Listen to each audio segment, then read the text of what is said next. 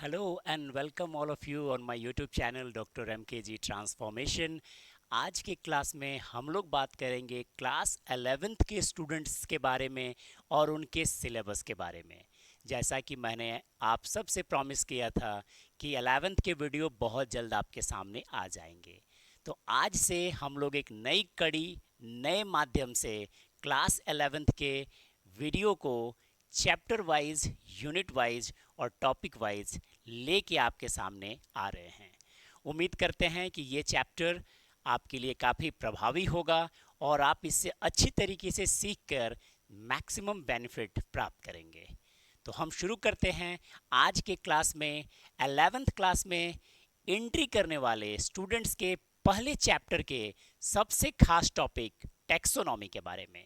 तो आज के वीडियो क्लास में हम बात करेंगे टैक्सोनॉमी के बारे में। सवारी एक टैक्सी के साथ शुरू हो रही है टैक्सोनॉमी के द्वारा। अब कहेंगे कि ये जो टैक्सोनॉमी है जिसे हम की आवश्यकता शुरुआत में क्यों पड़ी। अच्छा खासा बायो चल रहा था, बायो के सारे सिलेबस बहुत इंटरेस्टिंग हैं, तो ये टैक्सोनॉमी से शुरुआत करने का और चैप्टर के पहले पहले अध्याय में टैक्सोनॉमी बताने की क्या आवश्यकता है। तो ये बात आप बिल्कुल स्पष्टता के साथ जान लीजिए कि सूर्य के प्रकाश के नीचे हर वो चीज जो आप देखते हैं उसमें कहीं ना कहीं या तो लाइफ है और या तो लाइफ को प्रभावित करने वाले फैक्टर हैं। ये इतना विशाल है, इतना कॉम्प्लेक्स है कि इसको सहजता से समझ पाना बहुत आसान नहीं है। क्योंकि जिस देश में हर छोटे छोटे जगहों पे भाषा, बोली, शब्द बदल जाते हैं, वहाँ आप इतनी बड़ी डाइवर्सिटी को कैसे संभाल के रखेंगे। यानी कि इस वर्गीकरण की आवश्यकता इसलिए है क्योंकि हमारी जो biodiversity, वो इतनी विविध, अगर हम सिस्टमैटिक तरीके से चीज़ों को ना समझें तो हम कभी भी कंप्लीट डेटा और रिकॉर्ड नहीं रख पाएंगे। इसीलिए विज्ञान को समझने के लिए, जीव विज्ञान को समझने के लिए मेरे ख्याल से सबसे इम्पॉर्टेंट टॉपिक है टैक्सोनॉमी। जीव विज्ञान का हर एक रास्ता इसी के जरिए जाता है और ये जीवन को आसान बना देता है। अब आपसे मैं ये पूछूं कि उल्टा कर देते हैं, आप मुझसे ये पूछें कि आपका एग्जैक्ट लोकेशन क्या है, आप किस लोकेशन से अभी हम ये वीडियो बना रहे हैं और बात कर रहे हैं। तो मैं बिना क्लासिफिकेशन के जरिए, अब बिना टैक्सोनॉमी की सहायता से एक सिंपल वर्ड बोलूं कि मैं यूनिवर्स, ब्रह्मांड से बोल रहा हूं। तो आप पूछेंगे ब्रह्मांड में कहां से, तो शायद मैं कहूं कि इस यूनिवर्स में बहुत सारे ग्रह हैं, उसमें एक ग्रह जहां पे जीवन चल रहा है, मैं पृथ्वी से बोल रहा हूं, मैं अर्थ से बोल रहा हूं। तो अर्थ में कहाँ से बोल रहे हैं भाई, तो अर्थ में मैं कहूँ कि अर्थ पे तो बहुत सारे देश महादेश हैं, तो मैं एशिया कॉन्टिनेंट से बोल रहा हूँ। एशिया में कहाँ से बोल रहे हैं, तो मैं उसको और एलेबरेट करके कहूँ कि एशिया में भाई अपना सबसे प्यारा देश इंडिया से बोल रहा हूँ। इंडिया में आप कहाँ से बोल रहे हैं भाई, इंडिया तो बहुत सारे राज्यों और केंद्र शासित प्रदेशों का संघ है। आप कहाँ से बोल रहे हैं, तो भैया इंडिया की एक स्टेट है जो थोड़ा और गलत वजहों से भी जाना जाता है, पॉवर्टी वगैरह की वजह से, लेकिन हाईली इंटेलेक्चुअल्स हैं, तो बिहार से बोल रहे हैं। बिहार में कहाँ से बोल रहे हैं भाई, बिहार में बहुत सारे डिस्ट्रिक्ट हैं, तो एक डिस्ट्रिक्ट है गोपालगंज, वहाँ से बोल रहे हैं। अब गोपालगंज में भी तो बहुत सारे पॉपुलेशन है, बहुत सारे ब्लॉक्स हैं, वहाँ कहाँ से बोल रहे हैं भाई, तो हम एग्जैक्ट लोकेशन पे आते हैं कि उसमें एक थावे ब्लॉक है, वहाँ से मैं बोल रहा हूँ। मतलब एक चीजों को जब मैं क्लासिफाई करके एकदम सूक्ष्म और निचले स्तर पर लेके आता हूँ तो एग्जैक्ट लोकेशन मेरा आप सबको समझ में आ जाता है।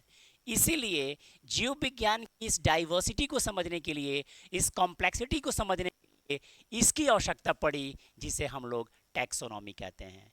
मतलब टैक्सोनॉमी विज्ञान की वो शाखा है जिसके अंतर्गत जीवों का हम वर्गीकरण करते हैं, ताकि क्लासिफिकेशन करके उसके एग्जैक्ट पोजीशन तक हम रीच करें, उसको समझ कर रखें और उसका फायदा ह्यूमन को, सोशल समाज के लेवल पे पहुंचाएं। तो आइए बात करते हैं इस टैक्सोनॉमी के और इम्पॉर्टेंट और रोचक कंसेप्ट के बारे में। कहते हैं कि इस टैक्सोनॉमी, वो जीव विज्ञान में प्रकाश लेके आ रहा है। सिलेबस को बहुत संक्षिप्त, बहुत ही सही तरीके से जीव विज्ञान के कंटेंट को आराम से क्लासिफाई करके आप तक, हम तक पहुंचा रहा है। तो ये जो अंधकार में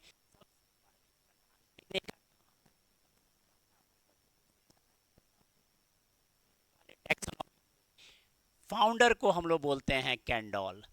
कैंडोल साहब ने सबसे पहली मोमबत्ती जलाई थी किस चीज़ के लिए भाई? तो टैक्सोनॉमी शब्द का प्रयोग इन्होंने सबसे पहले किया था। और इसी टैक्सोनॉमी के फादर फादर ऑफ टैक्सोनॉमी कहा जाता है उस व्यक्ति को जो वाकई में जीनियस था। नाम उसका लीनियस था।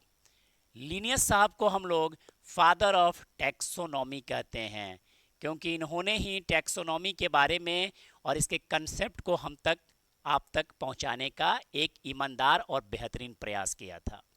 टैक्सोनॉमी इंडिया में भी पहुंची और भारत में टैक्सोनॉमी पहुंचते पहुंचते चीज़ों को समझाने में फादर ऑफ का भी एक इम्पॉर्टेंट रोल है।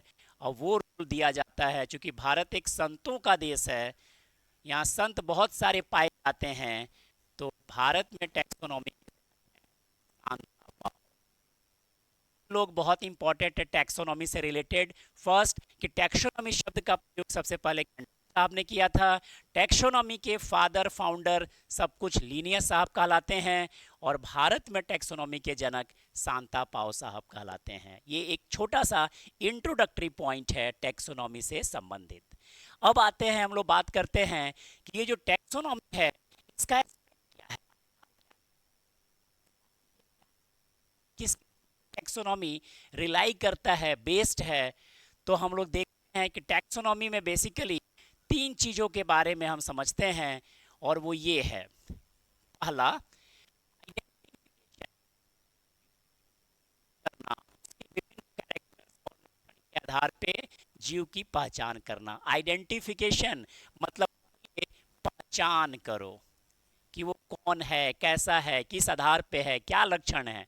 और एक बार जब उसकी पहचान हो जाए तो उसका क्लासिफिकेशन करो डिफरेंट ग्रुप्स में। यानी दूसरा कंटेंट है टैक्सोनॉमी का, वो है क्लासिफिकेशन। और एक बार जब ये चीज भी हो जाए तो तीसरा सबसे इंपॉर्टेंट काम करो, वो करो, उसका नाम रख दो, नॉमेनक्लेचर। मतलब एक टैक्सोनॉमी जिसके पिता और फाउंडर लीनियस साहब हैं, वो तीन बेसिक एस्पेक्ट पे टिकी हुई है। पहला आइडेंटिफिकेशन, दूसरा क्लासिफिकेशन एंड थर्ड नॉमेनक्लेचर। मतलब पहचान करो, करो, उसका एक नामकरण कर दो। अगर ये तीनों चीज करोगे तो यही टैक्सोनॉमी का मूल आधार है, मूल सिद्धांत यही है।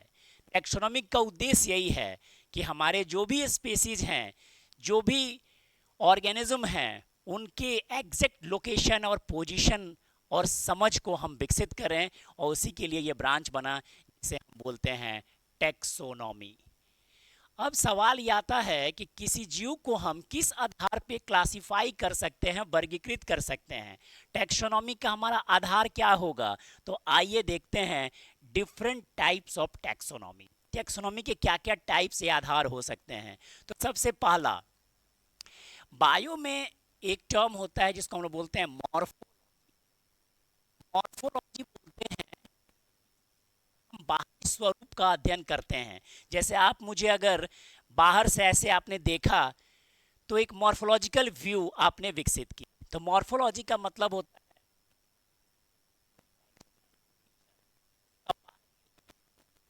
बनावट के आधार पे उसको स्टडी करते हैं और उस आधार पे अगर कोई टैक्सोनॉमी विकसित करते हैं। अल्फा टैक्सोनॉमी एग्जाम में आएगा। अल्फा टैक्सोनॉमी क्या है भाई? तो ये भी आइडेंटिफिकेशन, क्लासिफिकेशन और नॉमेनक्लेचर है, पर किस बेस पे? के आधार पे। किस आधार पे? बाहरी स्वरूप के आधार पे, के आधार पे। मॉर्फोलॉजी का मतलब ही होता है एक्सटर्नल फीचर्स। यानी जब हम मॉर्फोलॉजी के आधार पे चीजों को कैटेगराइज करते हैं, क्लासिफाई करते हैं, तो उसको बोलते हैं हम लोग अल्फा टैक्सोनॉमी। अब कभी कभी क्या होता है कि बाहर के स्वरूप को छोड़ के हम उसके एनाटॉम चले जाते हैं भाई। इंटरनल स्ट्रक्चर, आंतरिक स्वरूप के आधार पे। तो जब हम इंटरनल स्ट्रक्चर के आधार पे क्लासिफिकेशन करेंगे तो वैसी टैक्सोनॉमी का टाइप कहलाएगा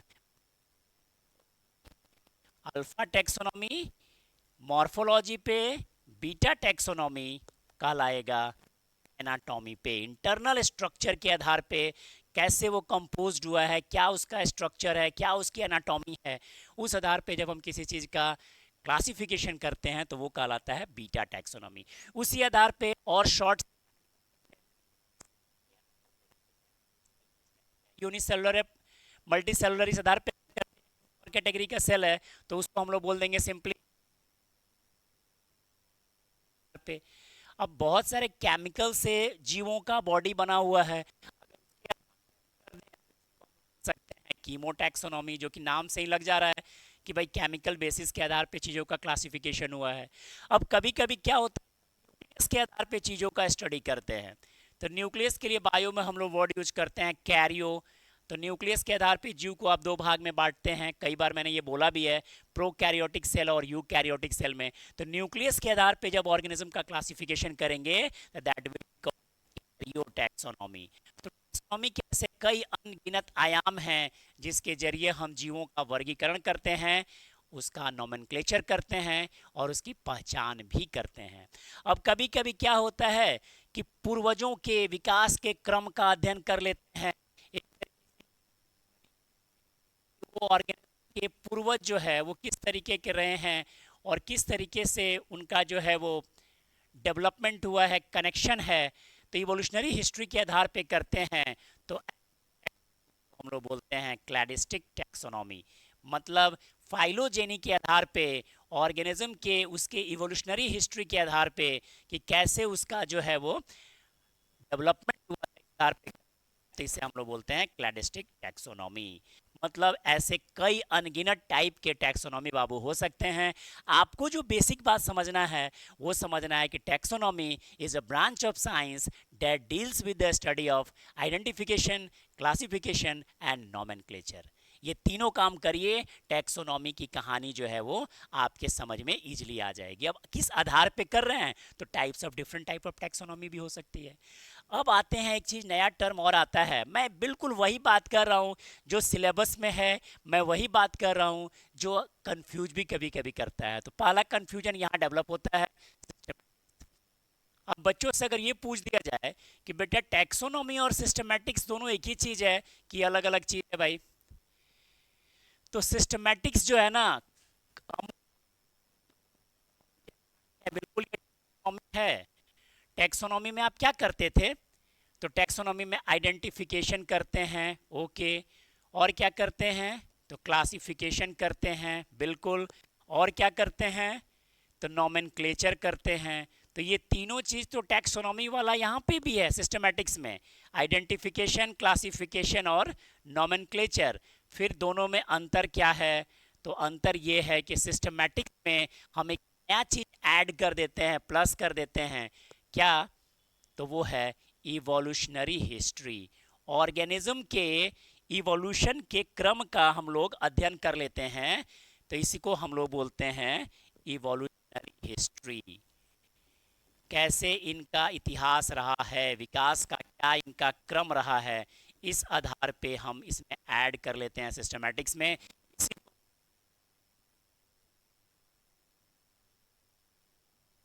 आपको टर्म्स समझने हैं, अगर आप छोटे छोटे टर्म्स को आप जोड़ लेते हैं तो आप जीव विज्ञान को बहुत आसानी से समझ लेंगे। तो सिस्टमैटिक्स भी तरीके से समझिए, सिस्टेमा वर्ड से आया है जिसका मतलब होता है systematic arrangement of organism. Organism का बिल्कुल सिस्टमैटिक अरेंजमेंट किया जाए, यही सब आधार रहता है। एक नया एक्स्ट्रा जुड़ जाता है, डेट इज फाइलोजेनी। जब हम इवोल्यूशनरी हिस्ट्री के आधार पे विकास के क्रम का अध्ययन करते हैं तो इसी को हम लोग सिस्टमैटिक्स कहते हैं। हालांकि सिस्टमैटिक शब्द भी उसी ने दिया था जो जीनियस था, और नाम उसका लीनियस था। लीनियस वाकई में बहुत जीनियस थे, और इतने जीनियस थे कि आगे आप देखेंगे बहुत सारे टर्म का डायरेक्टली कनेक्शन है लीनियस साहब से। तो लिनियस ने एक बहुत ही बेहतरीन प्रयास किया था कि जीवों को क्लासिफाई किया जाए और उनके एक्चुअल पोजीशन को समझाया जाए और एक ऐसा व्यवस्था लाया जाए कि एक जीव हो और उसके विविधता ना हो नाम में, एक नाम से जाना जाए। उसके बारे में भी आएंगे हम लोग, जिसको हम लोग बाइनोमियल नोमेनक्लेचर कहते हैं, क्योंकि टैक्सोनॉमी में होता ही पहचान, वर्गीकरण और नामकरण। तो वर्गीकरण की थोड़ी एक व्यवस्था समझ लें, फिर नामकरण के बारे में हम लोग बात करेंगे। सिस्टमैटिक्स और टैक्सोनॉमी मिलते जुलते शब्द हैं। सिस्टमैटिक थोड़ा ब्रॉडर व्यू है, जो इन तीनों के अलावा इसका भी वैल्यू देता है, इवोल्यूशनरी हिस्ट्री को भी फोकस करता है। और सिस्टमैटिक शब्द भी जो है लीनियस साहब ही दिया था। टैक्सोनॉमी की बात हो रही है, अब आते हैं थोड़ा सा और आगे बढ़ के क्लास 11th में एक बेहद इंपॉर्टेंट टॉपिक है जिसे हम बोलते हैं टैक्सोनॉमिक हायरार्ची। टैक्सोनॉमी तो हमने समझा कि आइडेंटिफिकेशन, क्लासिफिकेशन और नोमेनक्लेचर करना है ऑर्गेनिज्म का। अब इस हायरार्ची को थोड़ा समझें कि व्हाट इज टैक्सोनॉमिक हायरार्ची और क्या क्या उसमें कैटेगरीज आते हैं और कैसे ये वर्क करता है। एक बार अगर ये छोटी छोटी बातें आप समझ गए तो जीव विज्ञान की आपकी बोहनी जो है, शुरुआत जो है बहुत अच्छी हो जाएगी। और एक बार शुरुआत अच्छा हो गया तो हाफ डन समझ लो, बाकी कंसिस्टेंट रह गए तो जॉब डन। तो हम लोग देख रहे हैं टैक्सोनॉमिक हायरार्की में जहाँ पे एक क्रम बनाया गया है।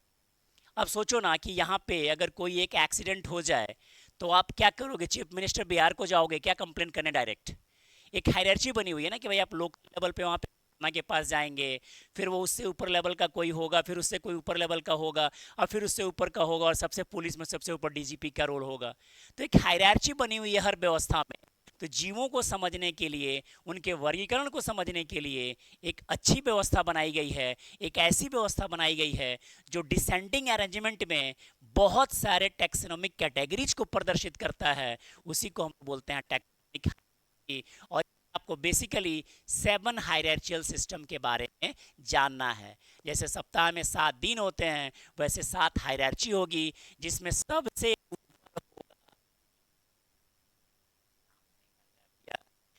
किंगोंग की बात हो रही है, राजा वाली बात हो रही है, तो सबसे टॉप में रहेगा किंगडम। अगर किंगडम के बाद हम लोग एक एग्जाम्पल भी देखेंगे ह्यूमन का टैक्सोनॉमिक हायरार्ची, कि हम कहाँ एग्जिस्ट करते हैं, हमारा क्या रोल है। बहुत सारे बच्चों को ये बातें पहली बार में नहीं समझ में आएंगी, क्योंकि उसके आगे का कड़ी उन्हें पता नहीं है। तो आप तब तक के लिए होल्ड पे रखेंगे, समझ के रखेंगे, और जहाँ पे ज़रूरत आएगी वहाँ पे इसका इम्प्लीमेंटेशन करेंगे। जैसे ट्रक के पीछे लिखा रहता है ना कि जगह मिलने पर पास दिया जाएगा, तो बिल्कुल आप इसको संभाल के रखिएगा। और जहाँ पे क्लासिफिकेशन को थोड़ा और डिटेल्स में बात होगी, तब आप ये किंगडम फाइलम वाला फॉर्मूला लगाइएगा। फिलहाल समझ लीजिए कि सबसे पहले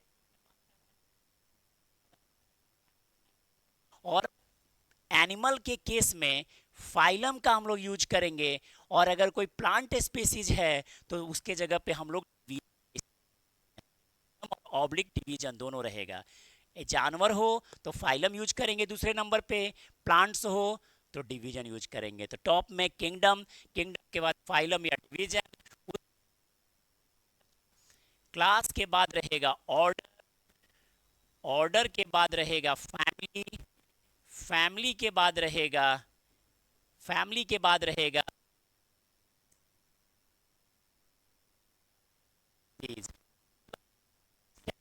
हायरार्ची में रखने वाला चीज है कि किंगडम सबसे पे होता है और स्पेसिस सबसे लोअर मोस्ट होता है। एग्जाम में 2 नंबर में भी क्वेश्चन आता है कि क्रम सजा दीजिए, किसके बाद क्या रहेगा। तो एक सिस्टमेटिक अरेंजमेंट के जरिए इस टैक्सोनॉमिक कैटेगरीज के टर्म को हम लाइन से लिख देते हैं। सबसे पहले कौन? किंगडम। नंबर पे रहेगा किंगडम, हाईएस्ट है इस हायरार्चिकल सिस्टम में। किंगडम के बाद 2 नंबर पे रहेगा फाइलम, फाइलम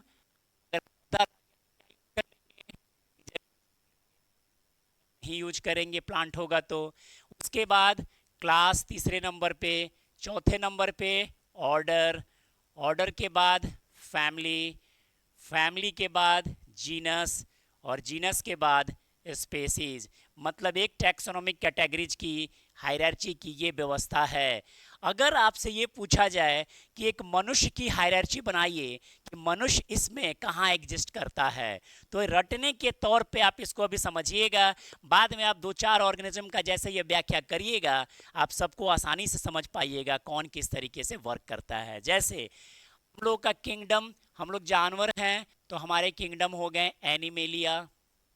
सभी एनिमल्स एनिमेलिया से बिलोंग करते हैं, चाहे वो खटमल हो, चाहे वो मच्छर हो, चाहे वो मक्खी हो, चाहे हम लोग हों, एनिमेलिया से बिलोंग करेंगे।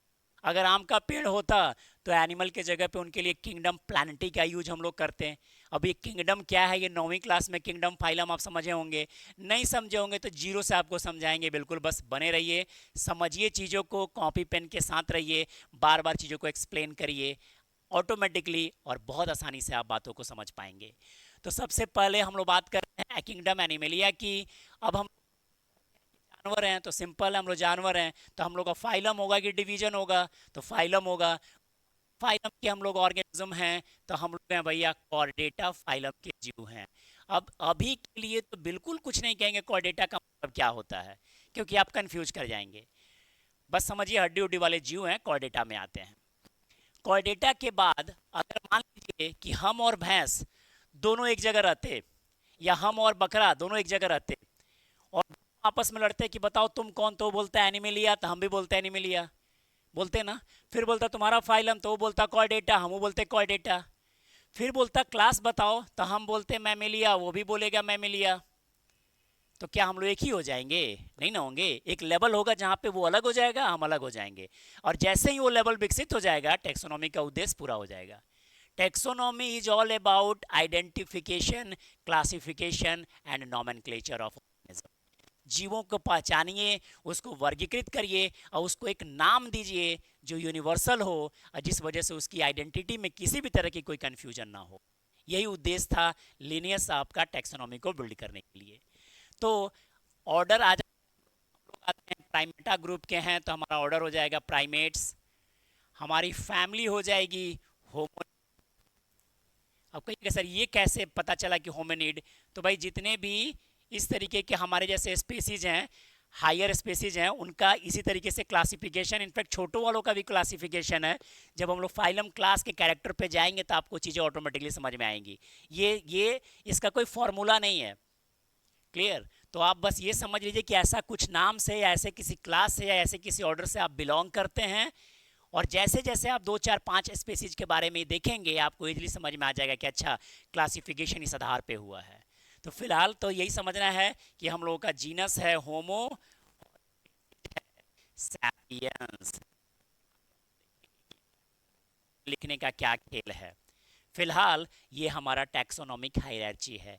ऐसे 4 टैक्सोनॉमी हायरार्ची एनसीईआरटी में आपको लिखने के लिए दिया गया है, और अगले वीडियो में हम इसके बारे में भी बात करेंगे। फिलहाल हम बात कर रहे हैं टैक्सोनॉमी के बारे में, और टैक्सोनॉमिक हायरार्ची में यही हायरार्चियल क्रम है जहाँ किंगडम जो है बिल्कुल टॉप पे है और स्पेसीज जो है बिल्कुल बॉटम पे है। इस आधार पे हम संसार के सारे जीवों का चाहें तो क्लासिफिकेशन कर सकते हैं। मतलब टैक्सोनॉमी का जो उद्देश्य है वो क्लासिफिकेशन करना है। बांटो चीज़ों को, जब तक बांटोगे नहीं तब तक चीज़ें आपको समझ में नहीं आएगी। जैसे सिंपल आप एक घर बनाते हैं तो घर में सब्जी खरीद के लाते हैं तो कहाँ रख देते हैं? वॉशरूम में कि बेडरूम में? किचन में रखते होंगे। क्या किया आपने? कैटेगराइज किया है। किचन में वही सब्सटेंस जाएगा, वही पदार्थ जाएगा जो रोजमर्रा का हमारा खाद्य सामग्री होगा। वॉशरूम में आपके लिए डिटर्जेंट या लिक्विड या शॉप या शैम्पू ये सब लेके जाएंगे। तो हर जगह का क्या किया है आपने? एक क्लासिफिकेशन किया है। टेम्पल में जाएंगे, गुरुद्वारा में जाएंगे, चर्च में जाएंगे, मॉस्क में जाएंगे, तो सिस्टम है ना उसका भी। ऐसा नहीं है नहीं कोई चीज़ यहाँ से उठा के वहाँ भेज देंगे। तो बिल्कुल वैसे ही बायोलॉजी में ऑर्गेनिज्म को समझने के लिए क्लासिफिकेशन का सहारा लिया गया है। इसी ब्रांच को, इसी शाखा को हम टैक्सोनॉमी कहते हैं। लिनियस साहब जीनियस थे, वही उसके फादर एंड फाउंडर हैं। पहला टर्म, पहली मोमबत्ती कैंडोल साहब ने याद रखिएगा जलाया था, और भारत में टैक्सोनॉमी के पिता जो है वो शांता पाव हैं। टैक्सोनॉमिक हायरार्ची में आपने पोजीशनिंग देख ली। अब आने वाले वीडियोस में आपको हम बताएंगे कि यह टैक्सा क्या है, टैक्सॉन क्या है, और बाइनोमियल नोमेनक्लेचर क्या है। एक एक टॉपिक एक एक कंसेप्ट क्लास 11th का इस प्लेटफॉर्म पे कंप्लीट किया जाएगा। बस चैनल के साथ बने रहिए, लाइक और सब्सक्राइब करते रहिए। तब तक के लिए धन्यवाद।